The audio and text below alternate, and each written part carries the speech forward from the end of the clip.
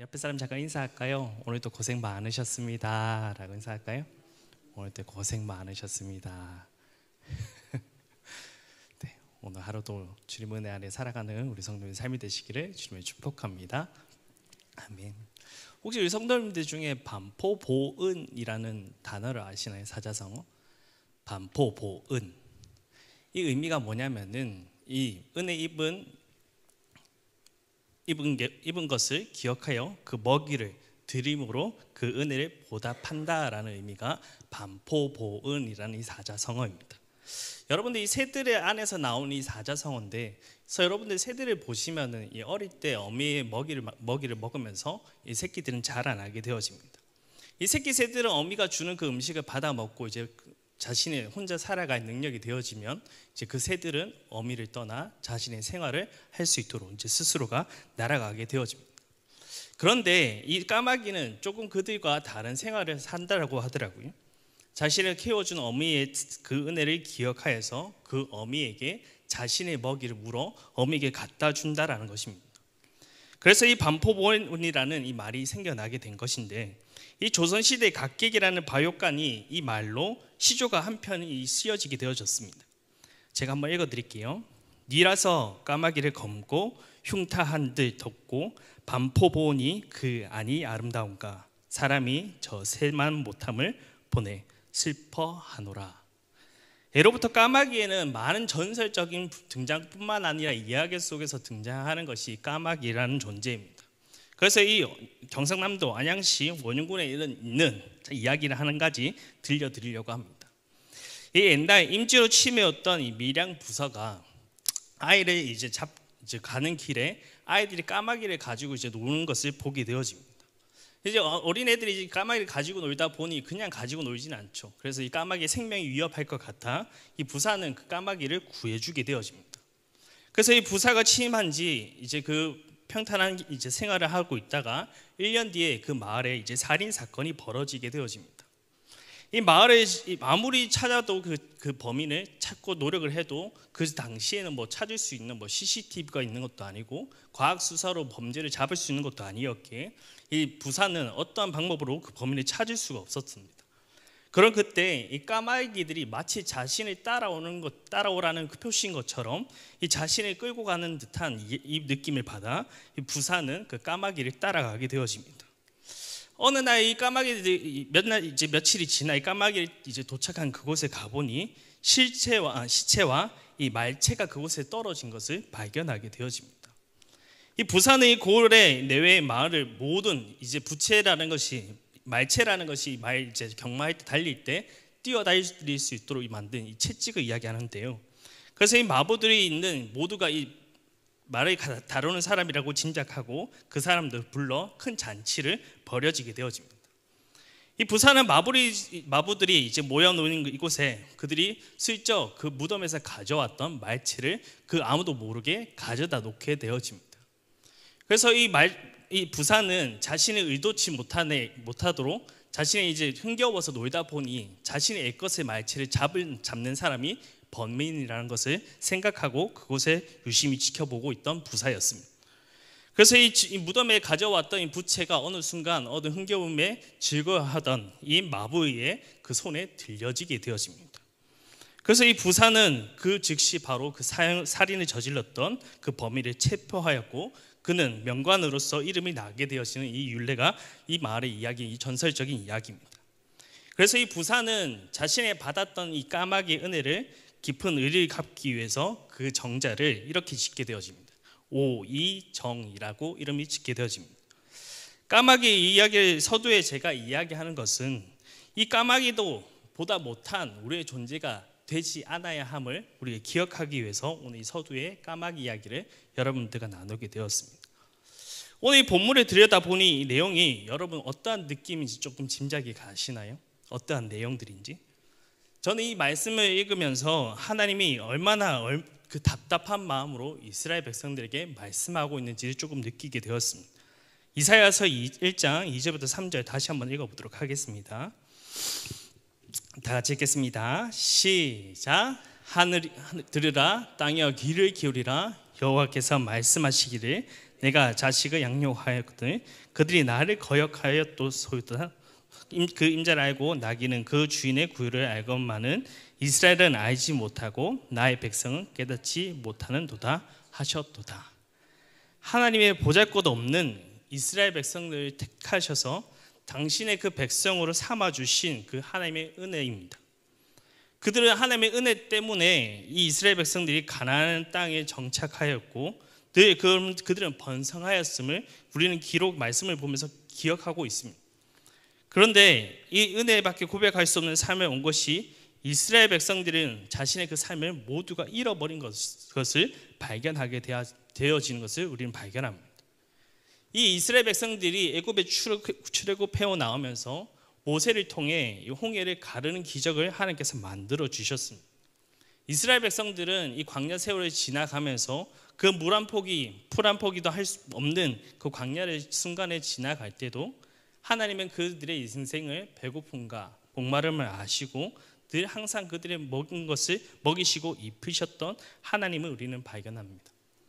오늘 그 가나안 땅에 뿐만 아니라 이스라엘 백성들이 가나안 땅에 들어와서도 이 자신의 힘과 능력으로 이 가나안 땅을 정복해 나갔던 것은 아니었습니다. 그들은 한순간도 자신의 능력이 아니었고 오직 그 말씀의 순종과 믿음으로 이스라엘 백성들이 그렇게 갈망했던 젖과 꿀이 흐르는 가나안 땅에 정복했던 이스라엘 백성입니다. 그렇게 은혜대로 살아왔던 그들은 점점 시간이 흘러가며 이스라엘 백성들이 그 하나님의 은혜를 잊어버리고 헛된 그 세상을 쫓아 살아가는 어리석은 이스라엘 백성들의 모습을 발견하는 시간입니다.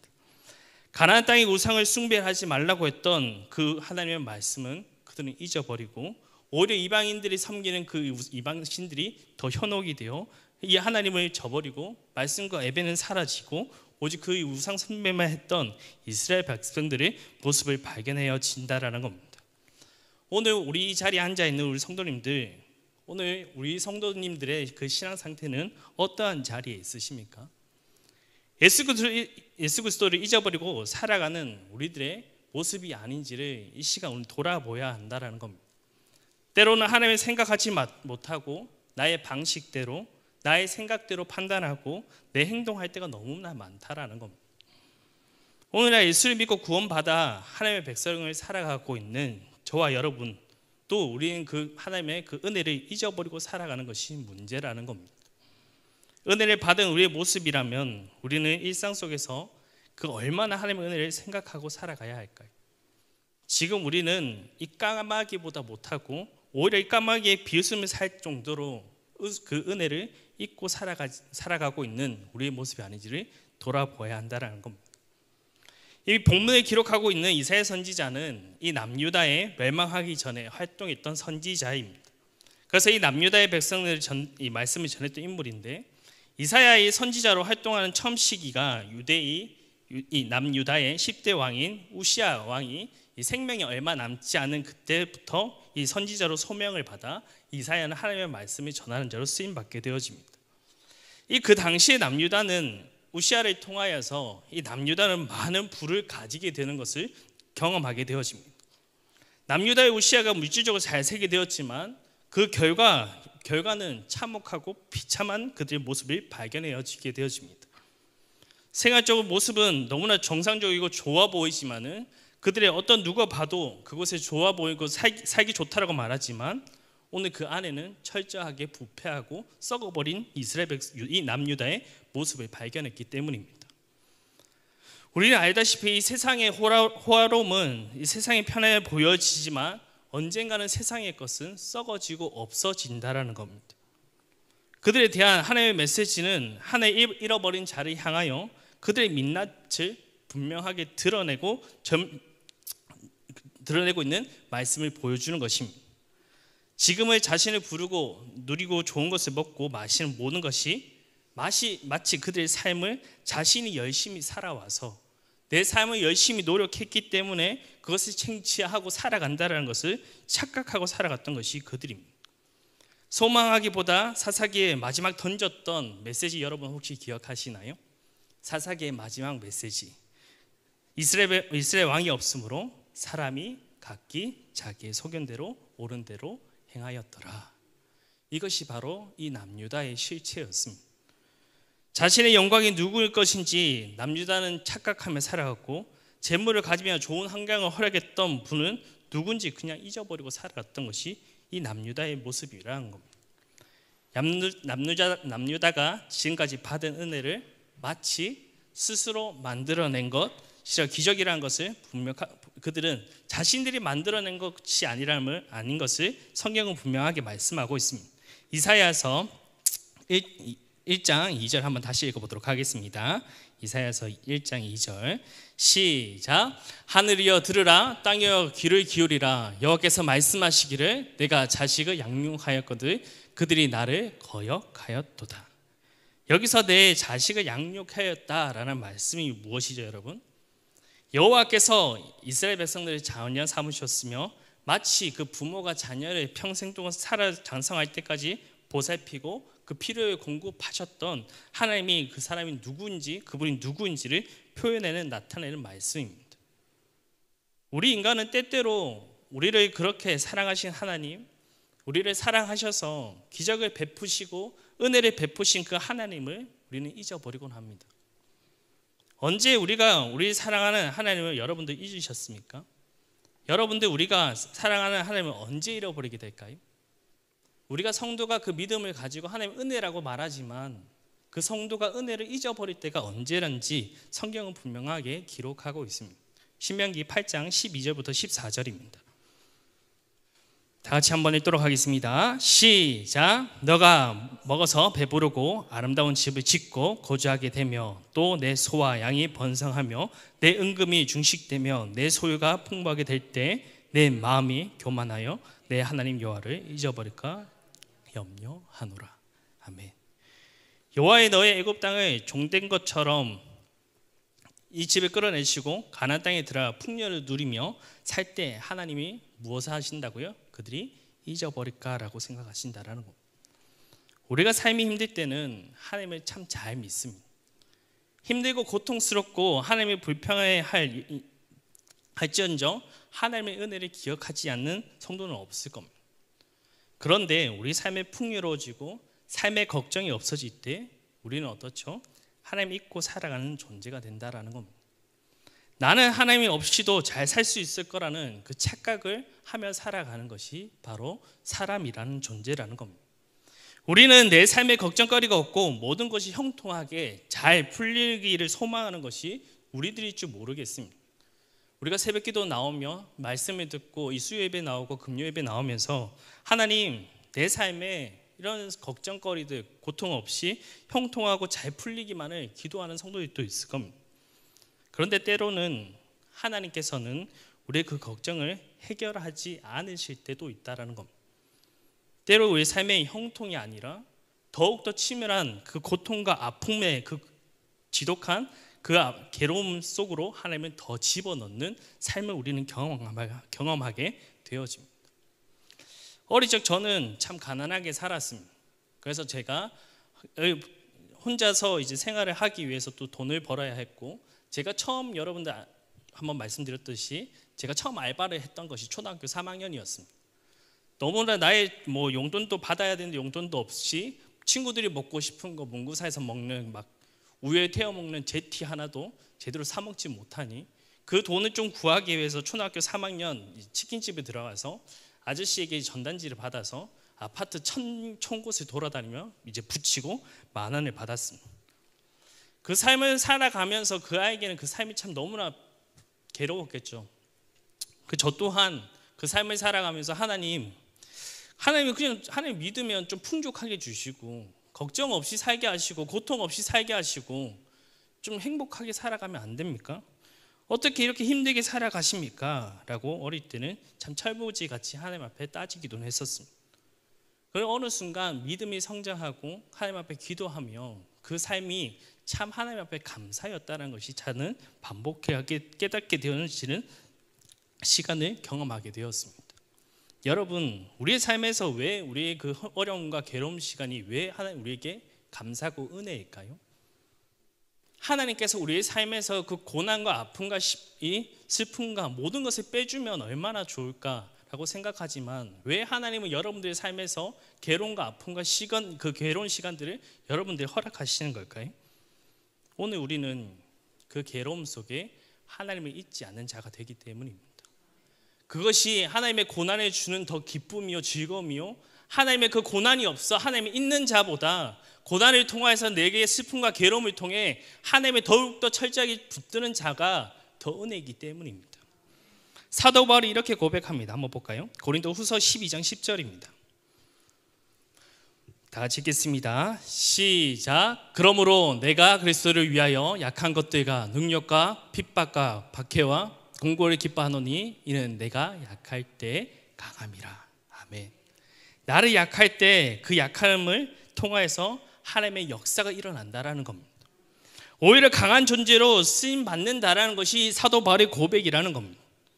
우리가 약할 때 하나님께서 우리에게 은혜를 베풀어 주시는 줄 믿습니다. 우리가 부족하게 살 때 하나님께서 더 사랑해 주십니다. 우리 고통 가운데 있을 때 우리 하나님을 여러분들 바라보는 자가 되기 원합니다. 하나님이 역사하시는 역사하시는 그 손길을 경험하는 자가 되기를 주님을 축복합니다. 하나님의 그 자녀가 하나님께서 베풀어 주셨던 그 은혜를 잊어버리고 살아갈 때 그 성도의 모습은 어떻게 되었는지 분명하게 지적하고 있는 것이 하나님의 말씀이라는 겁니다. 하나님의 스스로 자신을 오만한 자, 자신의 그 은혜를 잊어버린 자는 그 성도는 그 자리가 하나님의 자리가 나의 자리로 올라간다라는 겁니다. 그 모든 생활과 환경과 여건이 누구로부터 이루어진 거죠? 나로부터 이루어졌다는 착각하며 살아간다라는 겁니다. 여러분, 정말 우리에게 능력이 있고 돈 버는 재주가 있으면 진짜 우리가 부자가 될 수 있다고 생각하십니까? 진짜 내가 좀 더 노력하고 조금 더 시간을 세상의 것을 투자하면서 세상 것을 바란다면 여러분들 내가 누구나 할 수 있는 그 부자가 쉽게 이루어질까요? 학계 선지자를 통해서 주신 말씀에 우리 한번 기울여 보면 좋겠습니다. 당시 이스라엘 백성들은 참 가난하게 살았습니다. 그래서 그들은 늘 불평과 불만이 있고 늘 가난함 속에 다른 이웃 나라들 속에 하나님, 우리가 좀 더 부하게 잘 살면 안 됩니까? 라고 늘 불평이 넘쳤던 이 학계 선지자를 섬겼던 그 나라의 상황이었습니다. 그런데 이 학계 하나님께서 이 선지자를 통해서 그 가난이 왜 되었는지 말씀해 주고 있는데 한번 읽어볼까요? 학계서 1장 6절입니다. 다 같이 읽겠습니다. 시작. 너희가 많이 뿌릴지라도 수확이 적으며 먹을지라도 배부르지 못하며 마실지라도 흡족하지 못하며 업어도 따뜻하지 못하며 일꾼의 삭을 받아도 그것을 구멍 뚫린 전대 넣음이 되리라. 왜 이렇게 되는지 아실까요, 여러분? 왜 그럴까요? 왜 이렇게 된 걸까요? 그 해답은 학계서 1장 9절에 나와 있습니다. 학계서 1장 9절 다 같이 읽겠습니다. 시작. 너희가 많은 것을 바랐으나 도리어 적고 너희가 그것을 집으로 가져갔으나 내가 불어버렸느니라. 나 만군의 여호와가 말하노라. 이것이 무슨 까닭이야? 내 집은 황폐했을 때 너는 각각 자기 집을 짓기 위하여 빠르음이었더라. 아멘. 하나님이 불어버리시면 아무리 많은 씨앗이라 그 많은 수확의 양이라도 적을 수밖에 없다라는 겁니다. 아무리 많은 전대에 넣는다 할지라도 그 전대의 구멍이 뚫린 것처럼 다 사라져버리고 만다라는 겁니다. 그래서 우리의 신명기 8장 18절에 이렇게 고백하며 살아가는 성도가 되어야 하는 것입니다. 한번 읽어볼까요? 시작. 여호와를 기억하라. 그가 내게 재물을 얻은 능력을 주셨습니다. 이같이 하심은 내 조상에게 맹세하신 언약을 오늘과 같이 이루려 하심이니라. 아멘. 만일 우리가 부약이 됐다면 하나님께서는 우리에게 재물을 얻는 능력을 주셨기 때문에 우리가 부유할 수 있는 것입니다. 그런데 많은 사람들이 우리에게 능력을 주는 것을 하나님을 잊어버리고 마치 자신의 잘해 부자가 되었다고 생각하고 내가 사업을 잘해서 사업이 번창하는 것이고 자신의 돈을 잘 아껴서 부자가 되었다고 생각합니다. 여러분, 이것이 성도의 참된 비극을 가져오는 죄악의 모습이라는 겁니다. 인류 역사상 가장 많은 고난 속에 살아온 민족 가운데 여러분 혹시 누구를 기억하시나요? 많은 고통을 받았던 한 민족, 유대인이죠. 그들은 제2차 세계대전에서 이 독일 나치에 의해 무려 몇 명이 죽죠? 600만 명이 학살되는 것을 현장이 벌어지게 되어집니다. 그것을 기념하여 이 예루살렘의 유대인 학살 기념관을 그들이 짓게 되어지는데 그곳의 이름을 야드바심이라고 짓게 되어집니다. 이 야드바심이라는 말은 기억하다라는 뜻입니다. 기념관의 입구에서는 용서하라, 그러나 잊지 말라, 그 길기에 새겨져 있다는 겁니다. 그들은 이미 미국의 수도인 워싱턴 DC의 백악관 건너편에서도 유대인 학살들을 세워 넣어왔습니다. 그곳에 갈 때마다 후손들의 그 아픔과 고통의 순간들을 기억하기 위해서 그들은 기념비를 세워 넣어왔습니다. 그 어려움이 있고 살면 망한다라는 생각하기 때문이라는 겁니다. 여러분, 우리는 어떨까요? 결코 잊어서 안 되는 것을 잊고 살아가는 우리들의 모습이 아니냐라는 겁니다. 혹시 여러분들 대한민국은 냄비라는 족속이다라는 말 들어보셨나요? 혹시? 대한민국은 냄비다. 우리나라 사람들은 너무 쉽게 잊어버린다라는 겁니다. 무언가의 사건이 터지면 막 흥분해서 막 끓어오른 듯한 냄비가 되었지만 그 시간이 지날 때마다 그것을 잊어버린 근성을 가진 민족이 바로 냄비 대한민국이라고 불려집니다. 은혜를 잊은 성도는 지금까지 인도하셨던 그 하나님을 버리고 자신들도 모르는 돈을 하나님보다 더 여기고 살아가는 우리들의 모습을 발견합니다.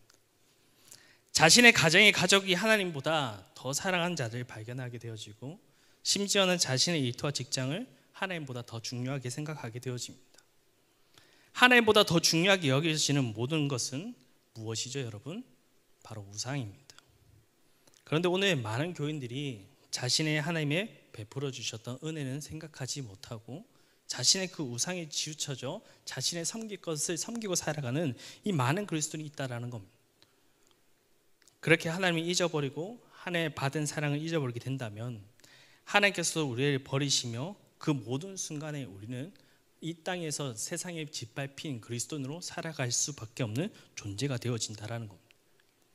이 사무엘이 마지막 설교를 통하여 이 이스라엘 자손들에게 깨우치면서 이렇게 말씀을 전하고 있습니다.